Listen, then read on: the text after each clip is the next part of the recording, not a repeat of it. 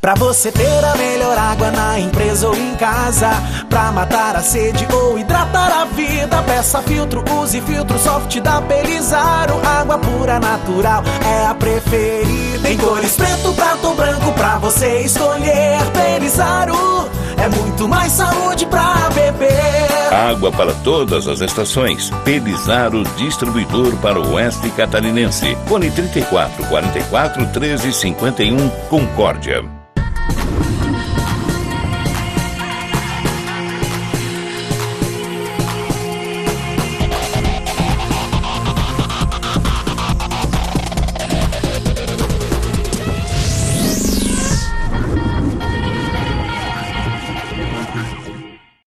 Olá, telespectadores, estamos de volta com mais um programa Viva Saúde. Hoje está conosco aqui no estúdio Meirelles, médico especialista em neurologia e neurocirurgia. Meirelles, obrigada por ter aceito o convite, estou muito feliz em tê-lo aqui no nosso programa. Eu acho que desde pequeno ouço falar no seu nome, né? Então estou muito feliz em tê-lo aqui e poder conversar um pouquinho contigo sobre saúde, né? Enfim, ou a falta de saúde nos aspectos que você é especialista. Acho que eu que devo agradecer o convite e poder falar aos seus telespectadores, né, no que eu puder ajudar. Ok. Meirelles, então, nós estávamos falando um pouquinho antes ali, né? Quase 31 anos, né? Em Concórdia, atuando como médico. Sim. É uma trajetória, né? Uma vida, uma bela caminhada, uma imagem construída. Como que é essa experiência? Como que é viver isso, né? Um amadurecimento profissional assim? Eu acho que traz muitos benefícios, muita responsabilidade também. Como que está sendo viver esse momento de 30 anos aqui de profissão? O que mais hoje desafia enquanto médico em Concórdia? Não, para mim é muito gratificante, né? A partir do momento que eu optei por vir para a cidade do interior e Concórdia, realmente as pessoas que moram em Concórdia sabem que Concórdia há 30 e poucos anos atrás era totalmente diferente do que nós temos hoje, em qualquer aspecto. No meu aspecto, né, do meu lado profissional, eu sou, posso dizer, o terceiro neurocirurgião mais antigo da BR-116 até o oeste de Santa Catarina. Ou seja, nós não tínhamos praticamente nada de neurocirurgia, exceto 2 colegas que já estavam em Chapecó. E, então era muito difícil explicar o que era neurocirurgia, as pessoas aceitarem que a sua cabeça seria aberta, operada, numa cidade de interior. Mas felizmente, à medida que o tempo passou, as pessoas foram se educando e aprendendo que essa é uma especialidade importante, tão importante quanto qualquer uma das outras, então foi sendo mais normal. Hoje, se há um paciente com traumatismo, com uma lesão, algo que precisa ser operado, já não há mais aquela dificuldade de ficar horas e horas explicando o que será a cirurgia, etc. e tal. Então, entende-se pelo senso comum que, eu acredito que como todas as cirurgias têm um risco, né? Mas entende-se que por ser na cabeça há um risco muito maior. Isso é verídico ou não? Não, são áreas distintas. Evidentemente, se você for considerar, por exemplo, a cirurgia geral de abdômen, existe muito mais espaço e condições, espaço para trabalhar, você pode movimentar as suas mãos à vontade. Em relação ao cérebro, a área é muito restrita. Nós temos, tudo é muito pequeno, tudo muito delicado, nós não podemos movimentar o cérebro para um lado para o outro, como nós podemos fazer com as vísceras intestinais, porque o cérebro ele é fixo, então se você movimentá-lo para lá ou para cá, provocará lesão. Então todo o objetivo do ato cirúrgico é beneficiar o paciente. Então nós não podemos fazer de um modo intempestivo. Realmente passa a ser uma cirurgia mais delicada. Ok, eu me lembro lá na minha faculdade, 12 anos atrás, na disciplina de neuropsicologia, onde um médico trabalhou conosco, ele era docente, e eu não sei se as tecnologias também devem ter mudado muito, né? Eu me lembro que as cirurgias eram muito agressivas também, né? Broca, parecia que você nem estava lidando com um ser humano, né? Pelo tipo de material que era utilizado, pelo tipo de superfície também, né? Que tem que ser aberto. Hoje está um pouco diferente já, ou não? Continua usando-se esse tipo de material, broca, serra? Existe alguns, lógico, você pode considerar que modificou em função da época, mas nós temos instrumental cirúrgico já utilizados pelos egípcios há 3.000 anos antes de Cristo. Então a ideia básica já vem há muito tempo. Evidentemente o material foi melhorado, mas essas cirurgias, por exemplo, de um hematoma intracraniano já eram realizadas pelos egípcios. E o material vem modificando ano a ano, né? Nós temos hoje é comum falar em tomografia computadorizada, mas a tomografia tem um pouquinho mais de 35 anos de invenção. A ressonância, metade desse tempo. Então, todas essas coisas foram modificadas. A utilização de um microscópio cirúrgico, que antigamente nós não imaginávamos isso, hoje se opera com microscópio muito. Ok. E Meirelles, nessa trajetória, né, de consultório, de hospital, o que tem mais chego para ti hoje? O que mais tem aparecido no consultório em termos de cirurgia ou até em termos de tratamento? Não, as cirurgias na minha área, tem modificado um pouco, porque com o advento, por exemplo, da ressonância magnética, ou tomografia, ou maior acesso, vamos dizer assim, aos exames, os pacientes já chegam com as lesões, mesmo, por exemplo, um tumor, habitualmente menor do que eram encontrados antigamente. A gente encontrava os tumores, grande parte das vezes, quando o quadro clínico já estava muito exagerado. Hoje a gente consegue já ter uma redução ou encontrar a lesão menor. Mas é muito comum ainda em Concórdia, talvez a maior parte ainda sejam os traumatismos de crânio. Tá? Apesar de todo o advento do capacete, dos cuidados, do cinto de segurança, a região nossa aqui, o pessoal é muito chegado a misturar álcool com volante. Ok. Ele chegou num ponto que eu até tinha anotado aqui para mencionar, né? E quando você falasse antes dos traumas, eu já relacionei a acidentes de trânsito, né? É muito alto na nossa região ainda os índices, né? E é muito triste enquanto saúde a gente gastar muito dinheiro curando e não prevenindo, né? Hoje um paciente às vezes fica internado 15 dias, aí tem o tratamento com o fisioterapeuta, quer dizer, é um tratamento demorado, prolongado, onde o SUS acaba tendo que investir um dinheiro que poderia talvez estar sendo investido em prevenção e não só na cura, né, dessas pessoas, enfim, no tratamento dessas pessoas. O traumatismo não é só o ato em si do atendimento hospitalar, que as pessoas também não têm noção de quanto custaria. Como transfere para o SUS, né, grande parte das despesas, as pessoas não têm ideia de quanto custa tratar realmente alguém do ponto de vista de custo hospitalar ou médico hospitalar. O custo posterior, muitas vezes, é maior, porque você pega um jovem que vai ter uma sequela irreversível para o resto da sua vida, né?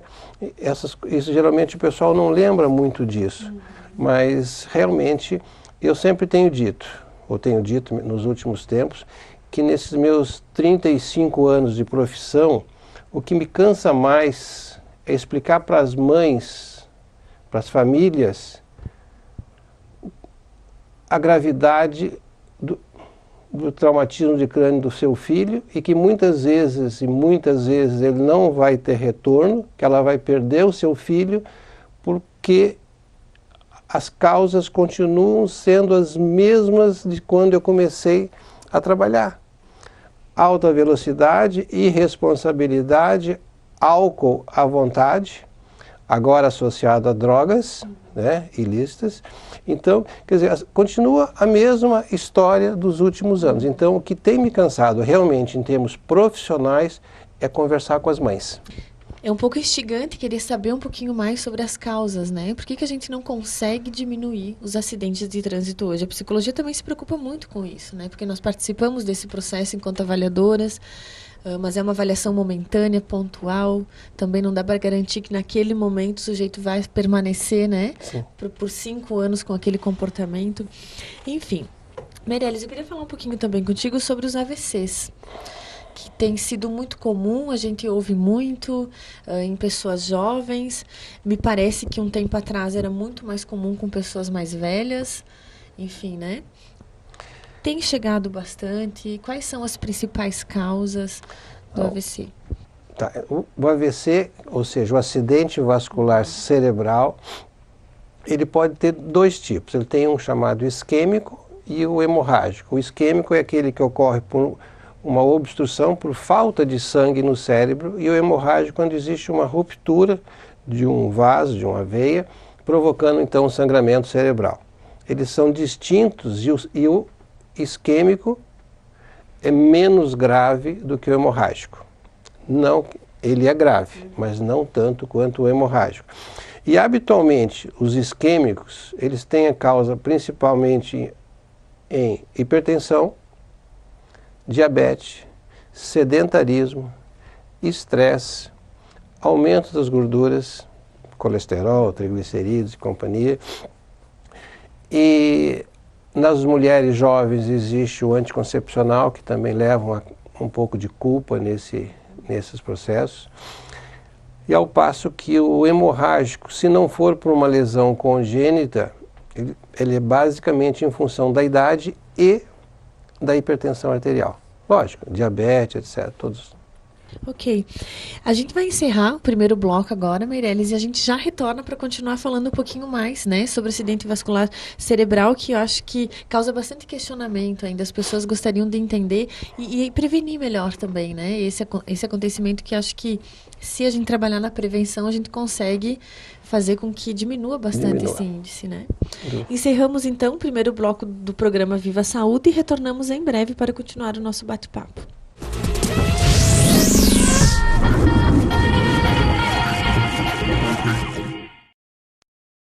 Uzimac é referência em serviços de torno, soldas, montagens, consertos de máquinas industriais e agrícolas, estruturas metálicas e tanques para distribuição de adubos.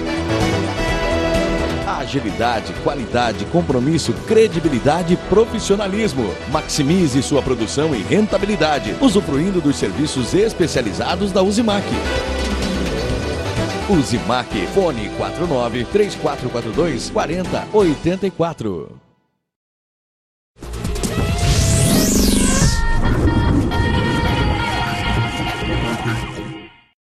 Olá, telespectadores! Estamos de volta no segundo bloco do programa Viva Saúde. Hoje conosco aqui nos estúdios o médico Meirelles, especialista em neurologia e neurocirurgia.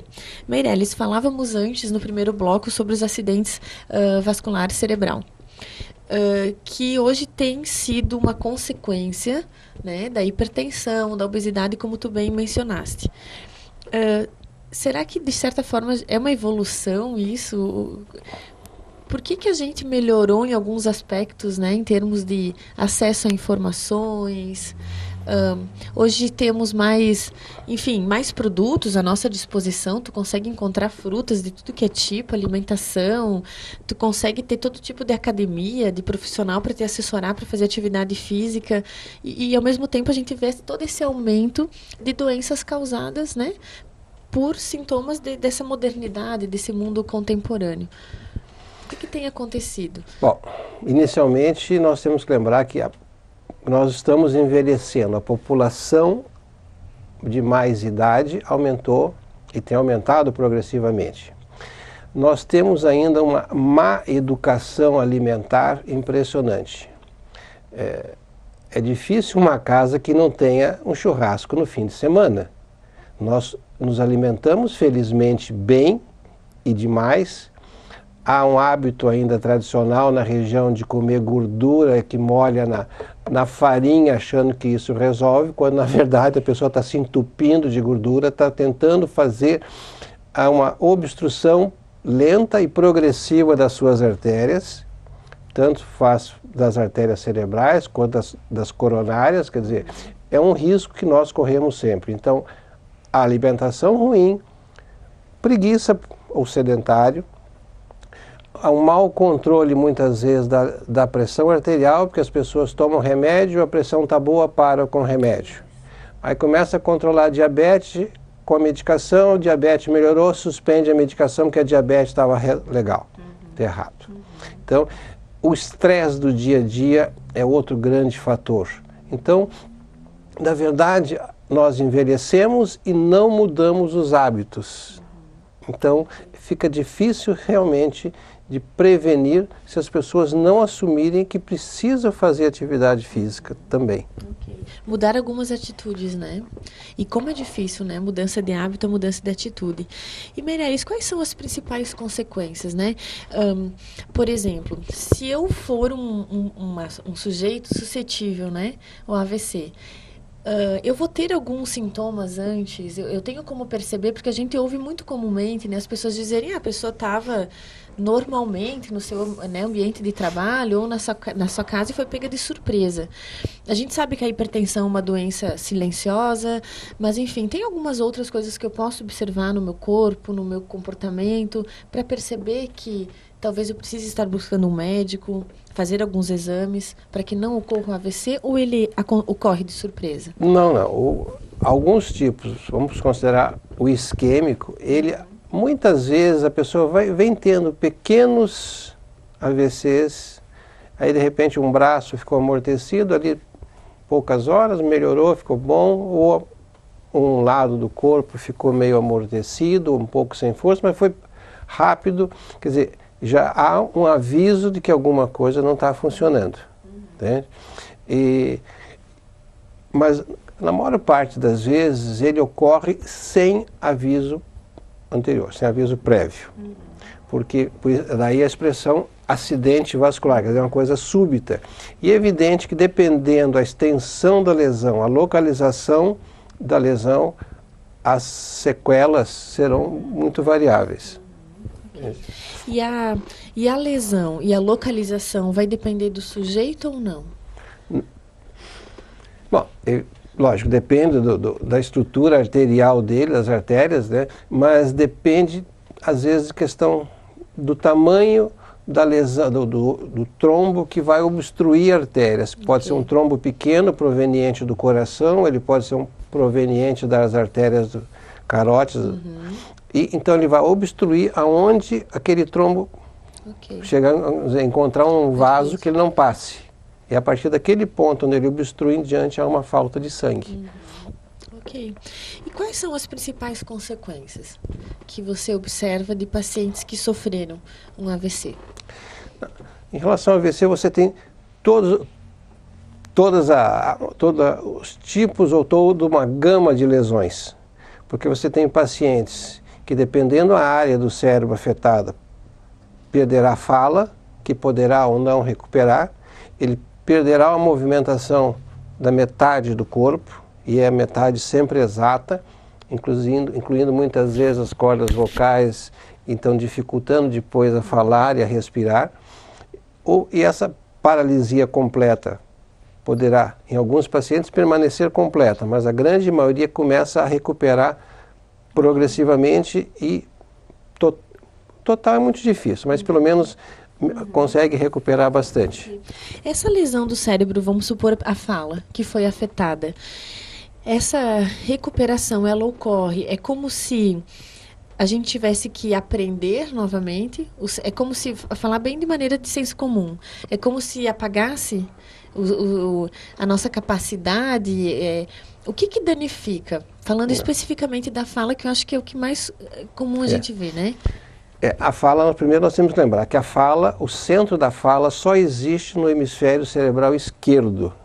Então, as lesões do hemisfério direito, que corresponde a uma lesão motora de movimentos do lado esquerdo, né, uma vez que é cruzado, elas praticamente não há problema. Quando existe a lesão no hemisfério cerebral esquerdo, que na maior parte das pessoas, inclusive é o hemisfério dominante,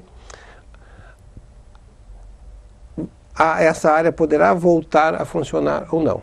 ela normalmente, na grande parte das vezes, a lesão é um pouco mais anterior em relação ao cérebro, não atingindo demais, e então ela recupera. Tá? Mas a pessoa praticamente começa quase que do zero a aprender a falar. Então o serviço, a função do fonoaudiólogo é fundamental. Ok. E Meirelles, você tem recebido crianças também no teu consultório? Que público tem mais chego até você? Não, eu como estou aqui em Concórdia todo esse tempo, eu atendo pacientes de todas as idades. Já operei recém-nascido, com poucas horas de vida, como já operei pacientes com mais de 90 anos. Então, eu atendo praticamente pacientes de todas as idades. Tenho a tendência maior de atender pessoas de mais idade, né, que são mais comuns do que as próprias crianças. Apesar de que existe um grupo muito grande de crianças que necessitam de atendimento neurológico em função principalmente de distúrbio de comportamento, dificuldade de concentração, epilepsias ou convulsões, que é muito comum. Ok. Agora tu tocou num aspecto também importante, né? Falar um pouquinho do transtorno de hiperatividade e déficit de atenção, né? Que também é diagnosticado pelo médico neurologista, onde a criança apresenta um comportamento hiperativo e também pode ser desatenta, né? A gente vê muito vulgarmente as crianças serem taxadas, né? Como hiperativas, às vezes sem um diagnóstico. E aí também há uma preocupação hoje dentro da psicologia e nas escolas com a questão da medicamentalização, né? Às vezes crianças muito pequenas tomando medicamentos sem um diagnóstico correto, sem um diagnóstico de um profissional exatamente. Tem ocorrido bastante diagnósticos de hiperatividade? Tem. Ultimamente tem tido mais do que antes, talvez até porque nós já temos mais psicólogos nas escolas, né? Psicólogos e psicopedagogas. Os professores estão começando a ter uma noção melhor desse tipo de alunos que precisam, né? De atendimento. Então, acho que isso também deve ser o motivo principal que de ter também, né? parecido mais, porque eu atendo muitas crianças encaminhadas pela escola. Exatamente. Que bom. E essa criança é diagnosticada como hiperativa. E aí, o que acontece com ela? Depois que ela tem um diagnóstico de TDAH. Primeiro é fazer a família aceitar e entender que a criança é daquele modo involuntário. Exatamente. Ele Ele não é daquele jeito porque ele quer ser. Não, ele é involuntário aquilo. Então que a família tem que ter muita, mas muita paciência e a compreensão do ato e ajudar a criança. E lembrar que, por exemplo, quando ele for estudar, ele tem que estudar num ambiente próprio. Ele não pode estudar em frente à televisão, nem o rádio ligado ao mesmo tempo ou na mesinha do computador. Na hora de estudar, quer dizer, na verdade todas as crianças, né? Mas principalmente pacientes com hiperatividade, ele tem que ter um ambiente próprio de estudar sem nada que disperse a sua atenção, que ele já faz isso automaticamente, sozinho. Se tiver um motivo, então, para distração, pior. Então, os pais precisam entender, aceitar e colaborar. Tá? Muitos pacientes necessitam, principalmente em termos de escolares, associar a medicação. Tá? Para que ele, pelo menos em sala de aula, ele se comporte um pouco melhor e melhore a concentração dele e também não atrapalhe os outros colegas. Acaba existindo um preconceito contra essa criança também, né? Porque ela cansa. Sim. Ela é uma criança que cansa todo mundo que está por perto, na verdade, porque ela não para quieta, né? Então, até os coleguinhas, e aí o papel da professora também de estar fazendo essa inclusão, porque ele, né, tem a tendência a ficar mais isolado, enfim, né? Eu acho que as grandes vítimas desse mundo que a gente está vivendo agora são as crianças, né? A gente tem percebido muito nos consultórios, Meirelles, crianças com sintomas de hiperatividade, crianças não com o diagnóstico, mas com sintomas de ansiedade, com sintomas de estresse, o que não é normal, né? Não deveria ser numa criança de 4, 5, já vi crianças com 3 anos de idade tendo sintomas de ansiedade. Aí o ambiente que as pessoas vivem A criança cresce num ambiente agitado, o relacionamento dos pais, muitas vezes eu vou chamar até de estranho, porque eu não aceito que os pais discutem ou briguem na frente das crianças, e as pessoas não estão mais preocupadas com isso. Então, eles brigam em qualquer lugar, discutem em qualquer lugar e cria criança no meio daquele ambiente de discussões. A quantidade de estímulos que a criança recebe via televisão, internet, celular, etc., é muito estímulo, então ela passa a ficar agitada porque existe também muito estímulo e ele não consegue aprender no momento certo. Isso. E aí a gente vê uma consequência disso, né, que as crianças hoje têm muitas informações e não sabem o que fazer, né? Sim. É muito comum tu conversar com uma criança de 17, um adolescente de 17 anos, ele não sabe que profissão ele quer, ele tem muito acesso a muitas coisas, mas está perdido ainda, né, nesse universo. Um universo de informações jogadas no colo deles sem que eles tenham tido um preparo familiar e escolar para tanta coisa. Exatamente. Entende? Então, fica realmente difícil.